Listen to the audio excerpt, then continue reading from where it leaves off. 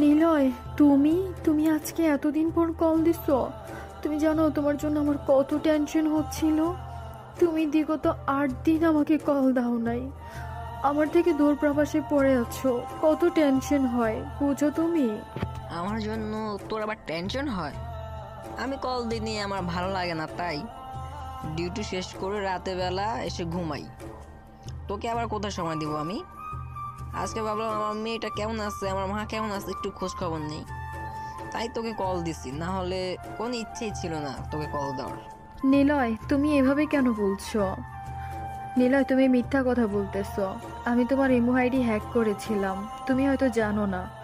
তুমি আজকে 8টা দিন ধরে অন্য মেয়েদের সাথে কথা বলো, আমি সবই দেখেছি, সব সহ্য করে আসছি। নিলয়, আমি তোমাকে ভালোবাসি, আমি তোমার জন্য অনেক কান্না করি।